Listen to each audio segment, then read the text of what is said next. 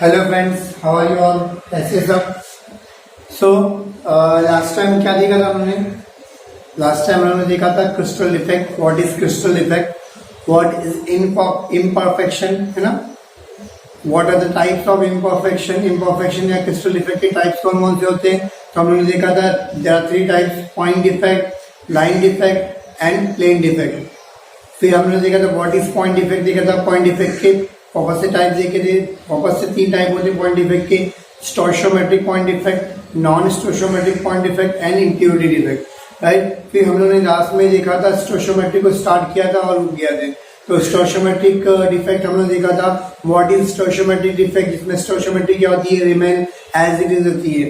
Right. उसके भी 4 type देखे थे हम लोगों ने. कौन कौन से देखे 4 type? Vacancy defect, interstitial defect, Frenkel defect and Schottky defect. So today we will study these defects: vacancy defect, stoichiometric defect, vacancy defect, interstitial defect, Frankel defect and Schottky defect. Right?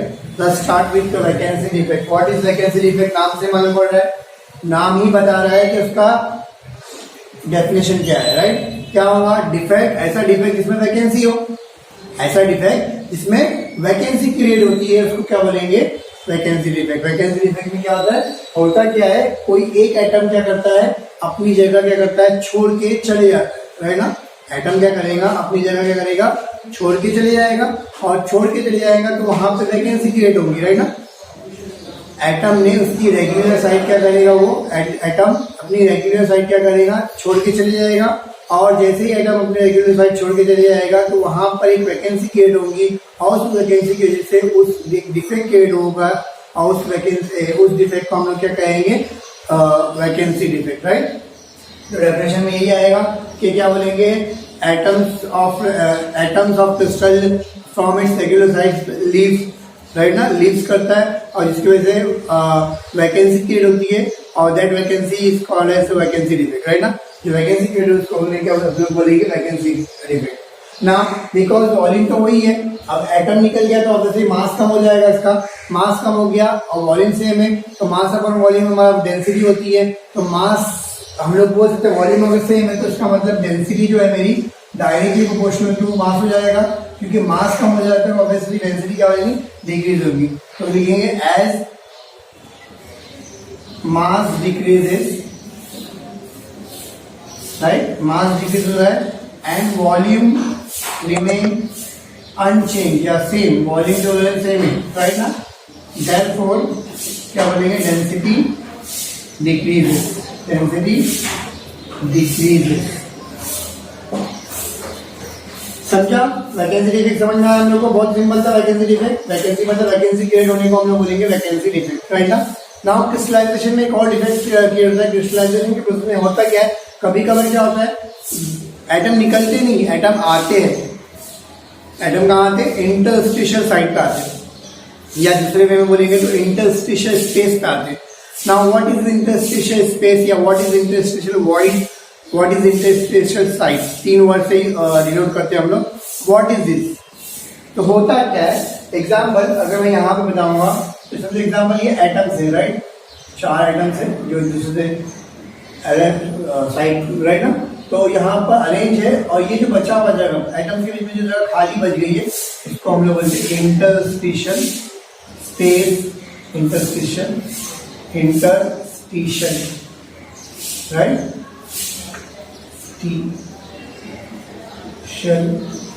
Site और space और void अलग अलग नाम है. तो इसको बोलते हैं इंटरस्टिशियल वॉइड. तो जो एटम्स के बीच में छोटी सी जगह बच जाती है उसको हम लोग क्या बोलेंगे? इंटरस्टिशियल स्पेस और इंटरस्टिशियल वॉइड. क्लियर है हम लोगों को?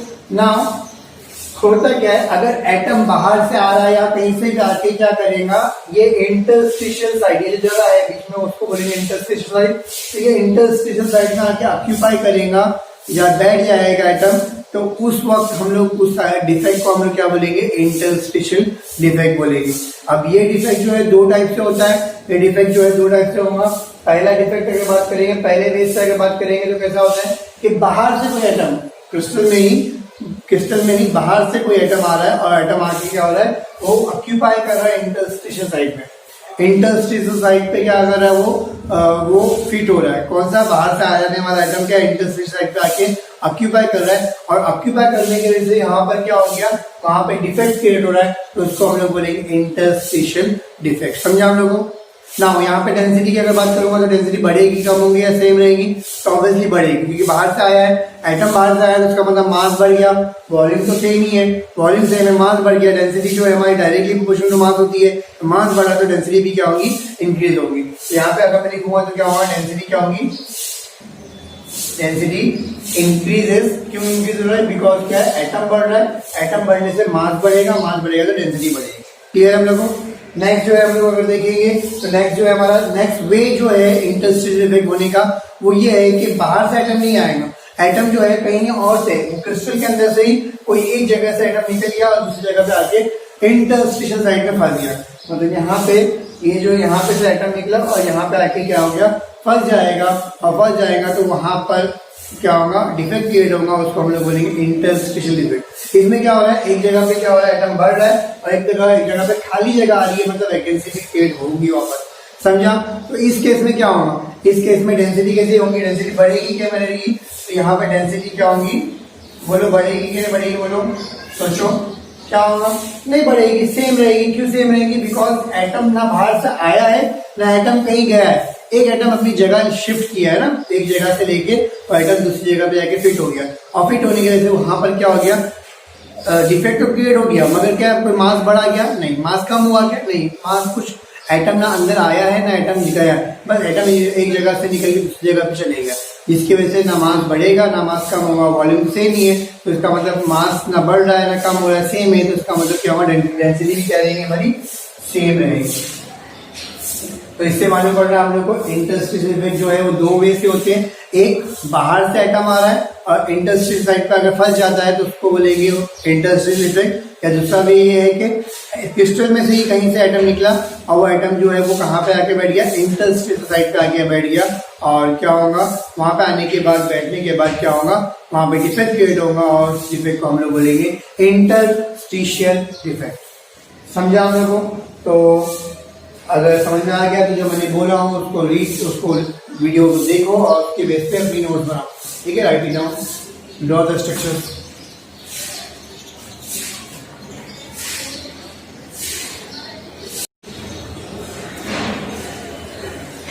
ओके, सो इंटरस्टिशियल हो गया हमारा।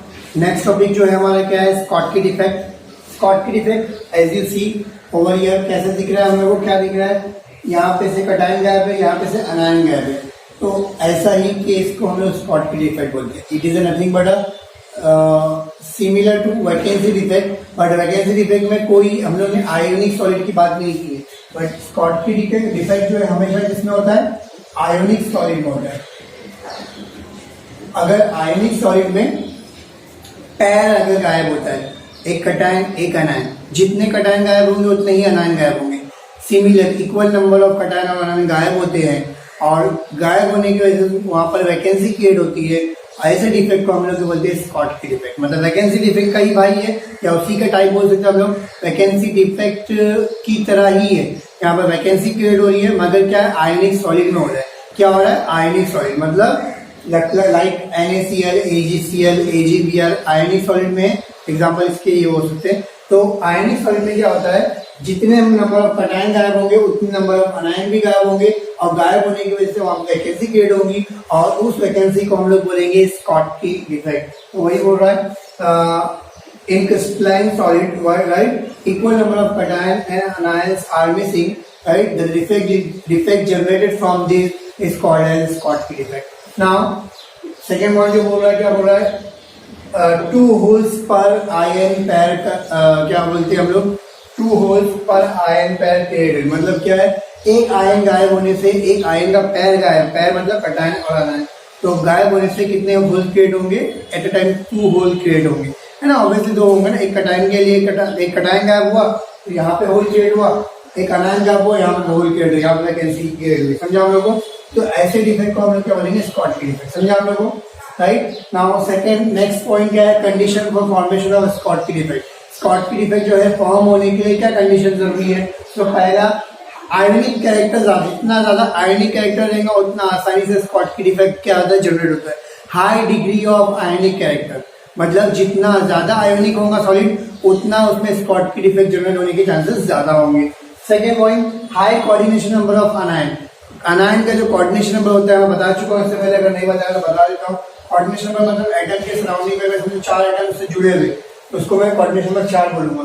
ये एटम की बात किया, ये एटम अगर मैं बात करता हूँ इससे 5 एटम जुड़े हुए 1 2 3 4 5 तो उसका कोऑर्डिनेशन 5 है। तो वही चीज है कि एटम को कितने एटम्स ने सराउंड किया है, अटैच है, टच है ना, तो उसको हम लोग बोलेंगे इसका कोऑर्डिनेशन नंबर। अगर 4 एटम सराउंडेड है और टच है उससे तो उसको हम लोग बोलेंगे 4 कोऑर्डिनेशन नंबर है, और 5 है तो 5, 6 है तो 6। तो कोऑर्डिनेशन नंबर हाई होगा अनायन का, अनायन को ज्यादा लोग ने घेरा रहेगा तो उसको तभी हम लोग तभी बोल सकते हैं कि ये स्कॉटकी डिफेक्ट जनरेट होगा, राइट। और थर्ड जो है small difference between size of अनायन और अनायन और कटायन की साइज में ज्यादा डिफरेंस नहीं होना चाहिए। जैसे कि एग्जांपल अगर मैं बहुत ज्यादा डिफरेंस दूंगा अगर अनायन कटायन की साइज में तो जनरेट होना मुश्किल होता है, ठीक है। तो ये हो गया। नेक्स्ट है कॉन्सिक्वेंस। कॉन्सिक्वेंस की अगर बात करेंगे तो इससे मतलब इसका इफेक्ट क्या है अगर देखेंगे तो ऑब्वियसली साइज मास जो है कम हो रहा है, कटायन और अनायन गायब है, एक साथ 2 एटम गायब है, राइट ना, 2 आयन गायब है। आयन गायब हुए तो ऑब्वियसली उसका मास कम हो गया, उतनी चीज कम हो गई, उतना मास कम हो गया, मास कम हो गया, वॉल्यूम सेम है तो मास कम तो डेंसिटी भी कम हो जाएगी। पहला पॉइंट वही लिखा है, density decreases as the number of ions decreases, mass decreases.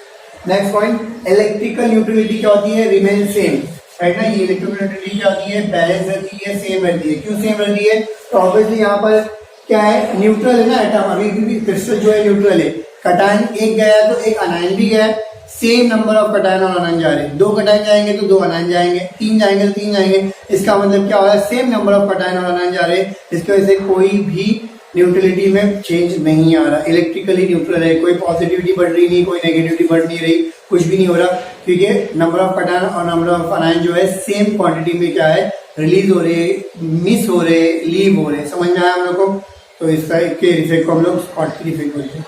समझ में आया अच्छे से, ठीक है। समझ में आया तो ड्रॉ कर लो, पॉइंट्स लिख लो, ठीक है, राइट इट डाउन।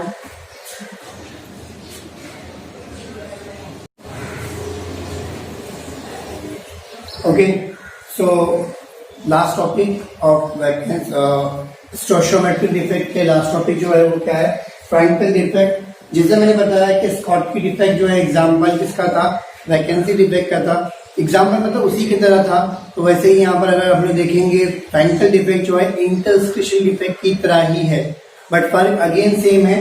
यहाँ पर क्या है, ये नॉर्मली आयोनिक सॉलिड के अंदर होता है, ये यूजुअली किसके अंदर होता है, आयोनिक सॉलिड के अंदर। अगर आयोनिक सॉलिड में भी ऐसा ही सेम हो रहा है कि कोई आयन जो है निकल के क्या है इंटरस्टिशियल स्पेस में जाके ऑक्यूपाई कर रहा है, तो वो डिफेक्ट को इंटरस्टिशियल डिफेक्ट की जगह हम लोग बोलेंगे फ्रैंकल डिफेक्ट। समझा हम लोग को, सेम चीज ही हो रही है यहाँ पर। अगर देखेंगे तो कटायन ने अपनी जगह छोड़ा और वो जगह छोड़ के क्या किया, इंटरस्टिशियल स्पेस में या इंटरस्टिशियल साइड में आके ऑक्यूपाई कर गया, तो उस डिफेक्ट को हम लोग क्या बोलेंगे, फ्रैंकल डिफेक्ट। तो वही लिखा है हमारा पहला पॉइंट, क्या लिखेंगे, it is arises when cation normally cation ही बोलना है, अनायन कभी नहीं आता, वो बताऊंगा क्यों।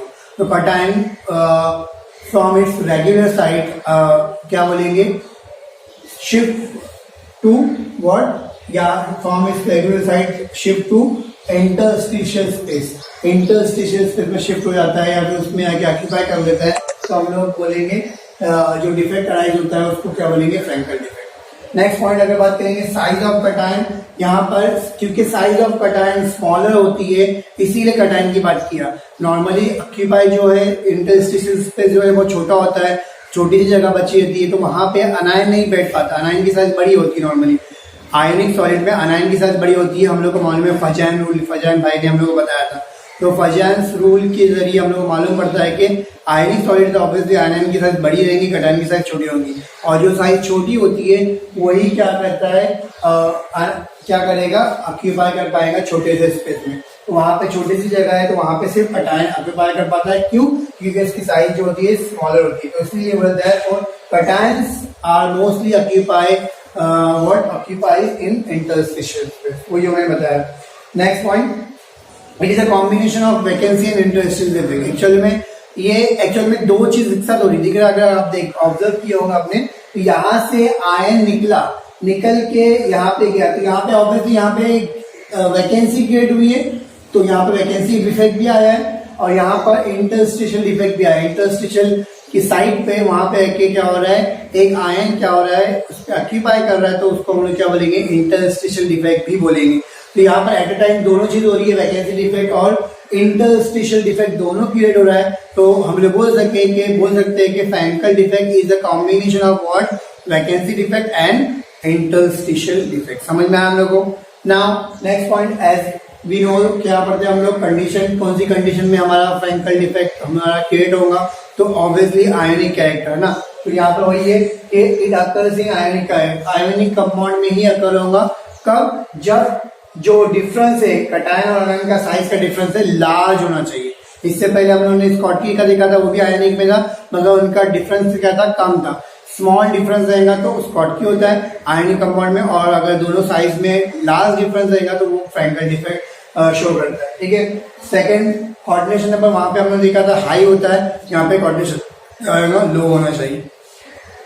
कॉन्सिक्वेंस की बात करते हैं। कॉन्सिक्वेंस मतलब इससे इफेक्ट क्या होगा, तो ऑब्वियसली कॉन्सिक्वेंस में हम लोग दो ही पॉइंट पढ़ते हैं नॉर्मली, डेंसिटी और इलेक्ट्रिकल न्यूट्रलिटी। तो डेंसिटी क्या होगी, तो ऑब्वियसली डेंसिटी सेम रहेंगी, क्योंकि यहाँ पर कोई एटम ना लूज हुआ है ना कोई एटम आया है। एक जगह से एटम आके निकल के दूसरी जगह पे चलेगा, शिफ्ट हुआ एटम, ना लूज हुआ है ना आया है, तो ऑब्वियसली ना आने की वजह से ना मास बढ़ा है ना मास कम हुआ है। हम लोग को मालूम है डेंसिटी, ये वॉल्यूम कांस्टेंट है, सेम है, तो इसका मतलब density directly proportional to mass है।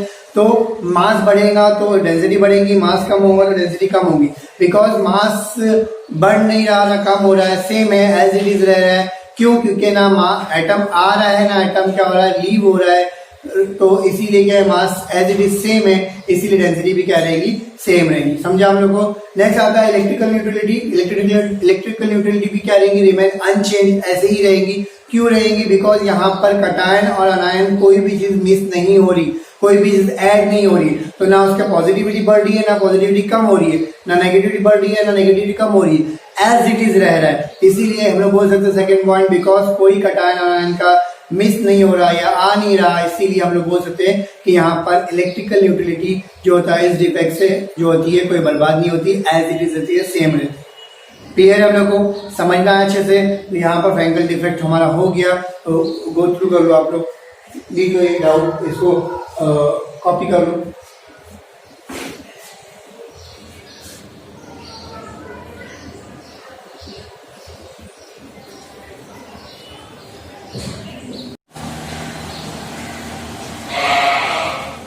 ओके, सो बढ़ते हैं हम लोग आखिरी टॉपिक की तरफ। लास्ट टॉपिक चल रहा है हमारा, इसके बाद एक टॉपिक रह जाएगा और फिर हम लोग वाइंड अप करेंगे हमारा चैप्टर।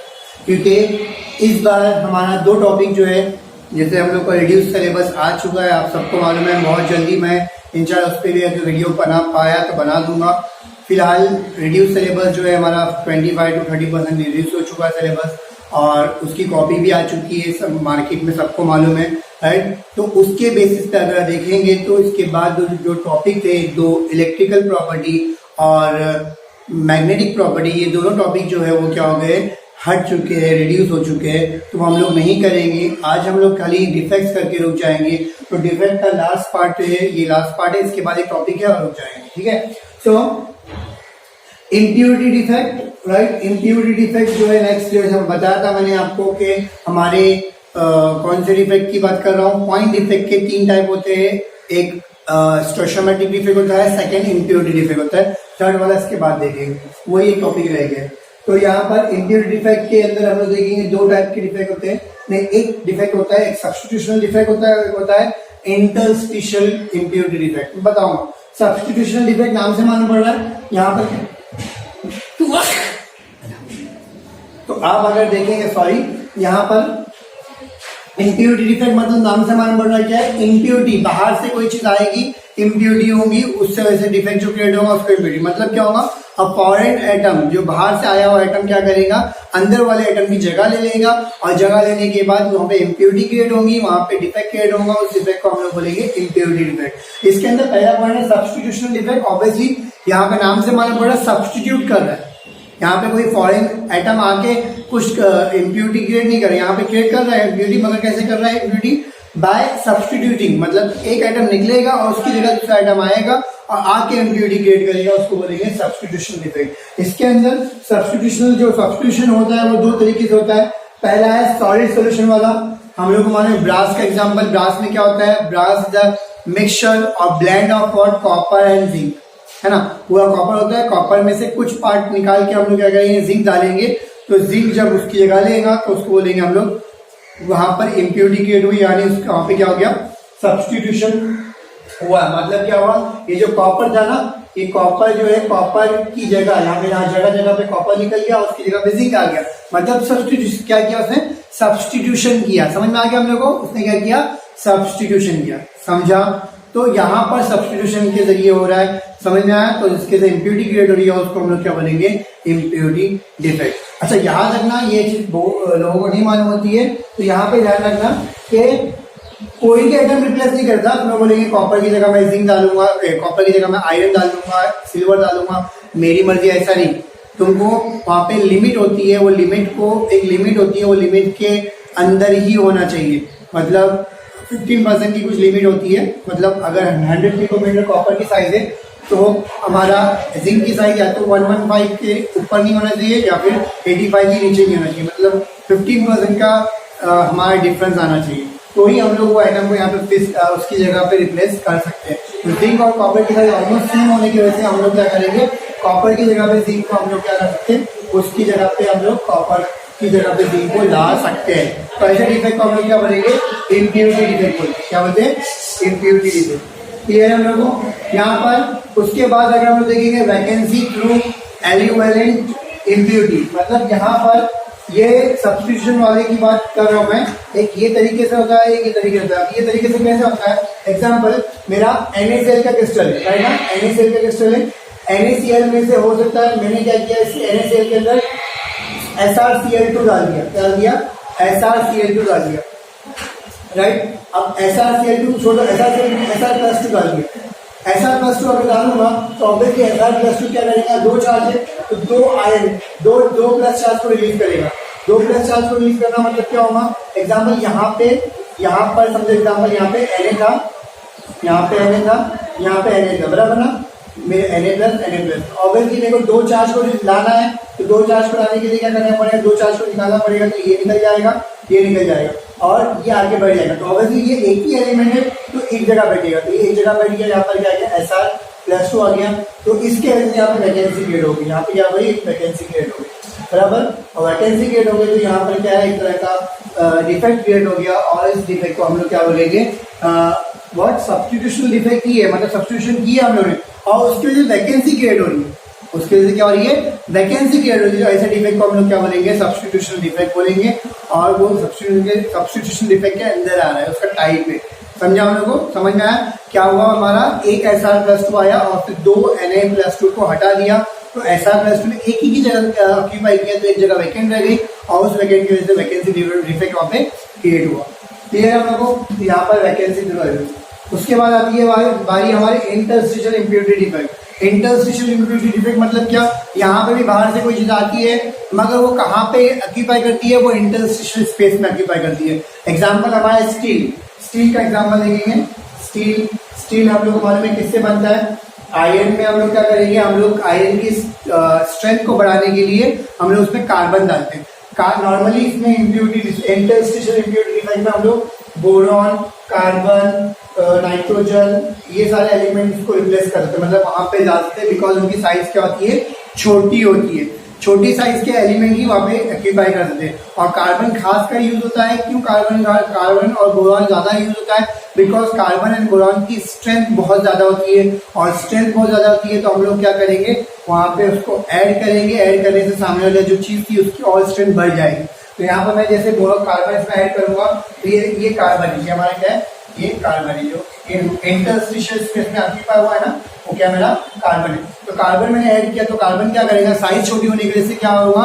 वो इंटरस्टिशियल स्पेस में जाके क्या करेगा? ऑक्यूपाई करेगा, और वहां पे ऑक्यूपाई करेगा तो वहां पे इंटरस्टिशियल डिफेक्ट क्रिएट होगा। और ऐसे डिफेक्ट को हम लोग क्या बोलते हैं? Interstitial impurity. इम्प्योरिटी ऐड किया ना मैंने, तो इंटरस्टिशियल इम्प्योरिटी डिफेक्ट कहते हैं। समझ में आया हम लोगों को? तो ये हमारा यहाँ पे कंप्लीट हो गया। लास्ट टॉपिक बाकी है वो है नॉन स्टोइचियोमेट्रिक डिफेक्ट, वो देख के हम लोग रुकेंगे। ठीक है, राइट इट डाउन।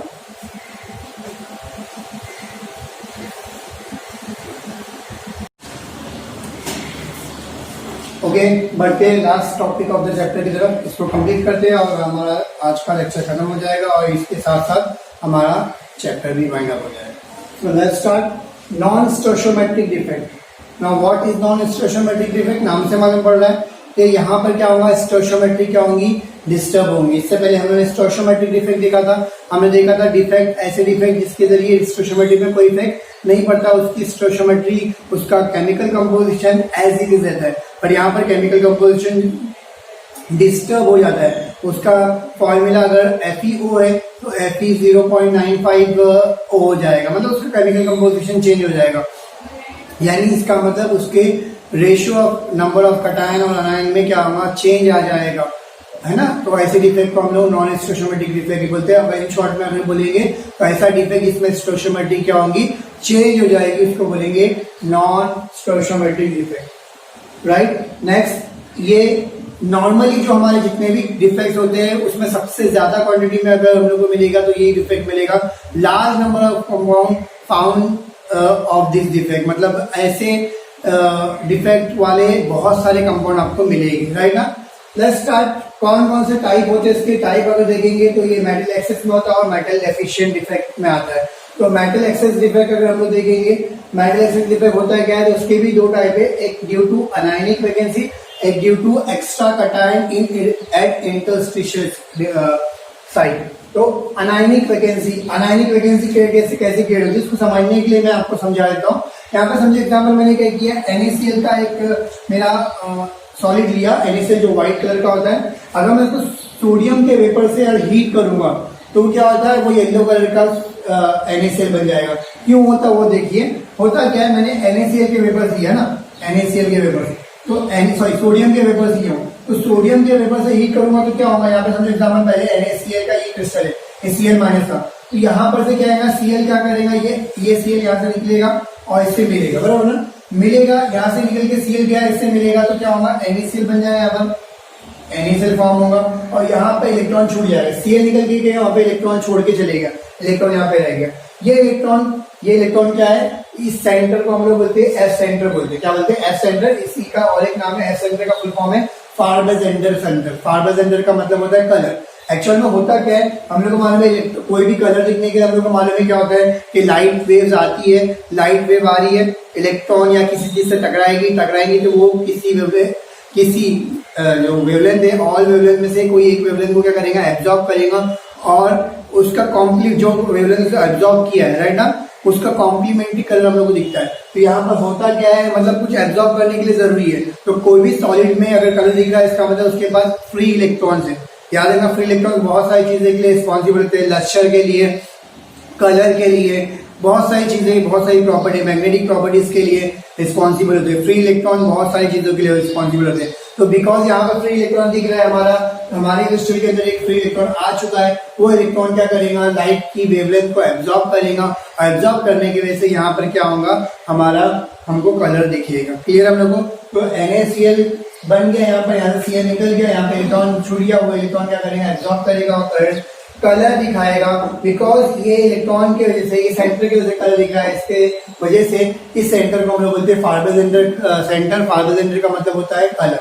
समझे हम लोगों को? सिमिलरली अगर आप देखते हैं LiCl को, अगर लेते हैं, LiCl भी व्हाइट कलर का होता है। अगर मैं LiCl को Li के वेपर का हीट करूंगा तो वो भी क्या है, कलरफुल हो जाता है और क्या बन जाता है, लाइट पिंक कलर में आ जाता है। सिमिलरली अगर KCl लूंगा और उसको हीट करूंगा पोटेशियम के वेपर के साथ, तो हम लोग KCl मिलेगा और KCl व्हाइट से क्या हो जाएगा, वायलेट कलर का हो जाएगा। तो इस तरह से हम लोग देखेंगे कि हमारे व्हाइट कलर के क्रिस्टल जो है वो कन्वर्ट हो रहे किसी अलग कलर में, राइट ना। और बिकॉज किसकी वजह से, उसमें वहां पर फार्बर-जेंडर सेंटर क्रिएट हो रहा है, वहां पे इलेक्ट्रॉन आ रहा है, वो फ्री इलेक्ट्रॉन क्या कर रहा है, वेवलेंथ को एब्जॉर्ब कर रहा है और क्या कर रहा है, कलर दिखा रहा है। ठीक है, तो यहाँ पर जो मैं बता रहा था कि हमारा टॉपिक क्या है, ड्यू टू अनायनिक वैकेंसी। यहाँ पर due to anionic vacancy defect create हो रहा है, यहाँ पर वैकेंसी क्रिएट हो रही ना बेटा, यहाँ पे Cl गया तो यहाँ पर खाली जगह आ गई, अनायन की वैकेंसी क्रिएट हो रही, तो इसीलिए हमने इसका नाम रखा ड्यू टू अनायनिक वैकेंसी। तो यहाँ पर डिफेक्ट आ रहा है, किसकी वजह से, अनायनिक वैकेंसी क्रिएट हो रही है। कैसे हो रही है, जब मैं सोडियम को सोडियम क्लोराइड को सोडियम के वेपर से हीट करूंगा तो अनायन जो है वहां से निकलेगा, Cl माइनस निकल के जाएगा, Cl निकल के जाएगा, वहां पे इलेक्ट्रॉन को छोड़ जाएगा, मगर इलेक्ट्रॉन है तो क्या हुआ, अगर वो वैकेंसी क्रिएट हो रही है इसलिए उसको डिफेक्ट बोलते हैं हम लोग, समझा।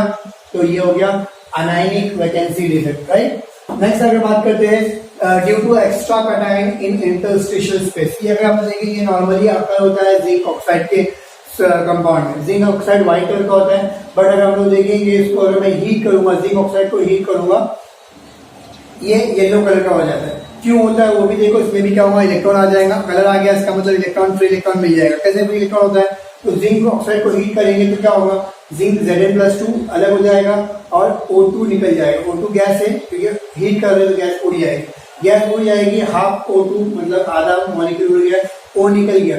तो यहाँ पर ये Zn+2 था जो कि वैसे की वैसे O-2 था, बट बिकॉज O उड़ गया है तो बचा गया -2, तो 2 इलेक्ट्रॉन वैसे की वैसे हम लोग को यहाँ मिले। तो ये जो इलेक्ट्रॉन है वो क्रिस्टल में ही रहेंगे, कहीं ना कहीं पे रहेंगे, कोई ना कोई साइड में, नेबरिंग साइड पे जाएंगे।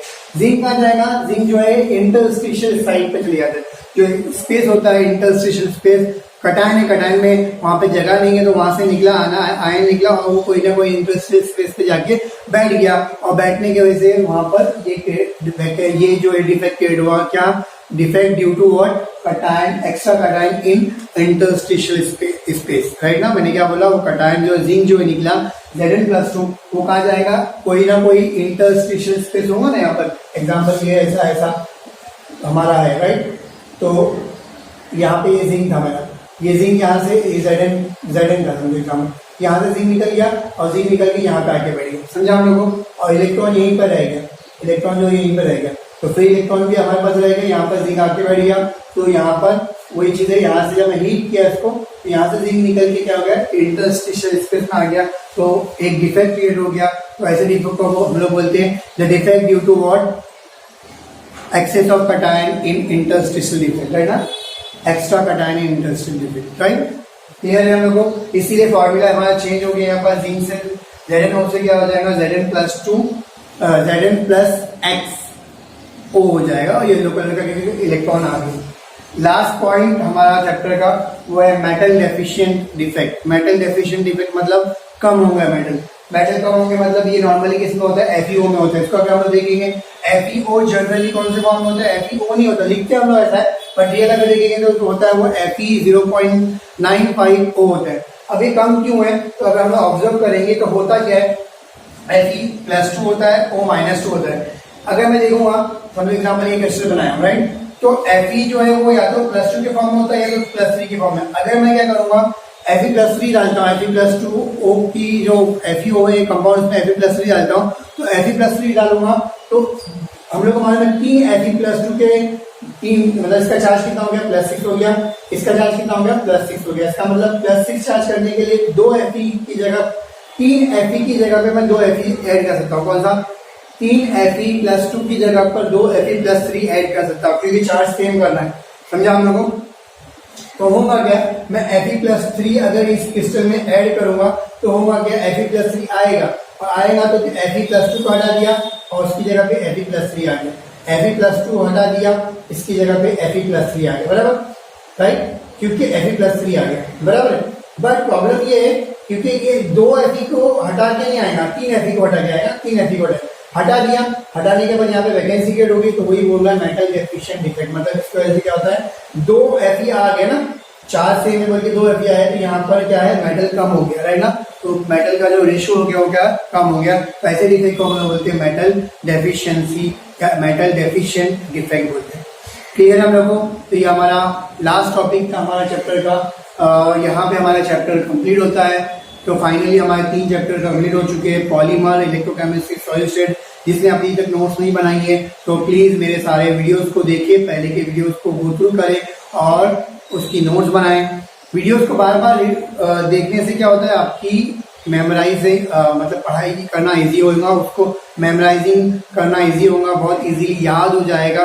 तो राइट, मैंने लास्ट टाइम बताया था कि साइंस की थियरी है कि वीडियोस को हम लोग ज़्यादा देखेंगे तो ऑडियो विजुअल इफेक्ट की वजह से क्या होता है, इजीली चीज़ें याद होती हैं। तो वीडियोस को बार बार देखो और उसको याद करने की कोशिश करो, अपनी नोट्स बनाओ, ठीक है। Best of luck. आगे हम लोग नेक्स्ट सेक्शन में न्यू चैप्टर स्टार्ट करेंगे। और जैसे कि नॉर्मली बोलता हूँ मैं, मेरे वीडियोस को लाइक करो, शेयर करो, सब्सक्राइब करो। Thank you so much.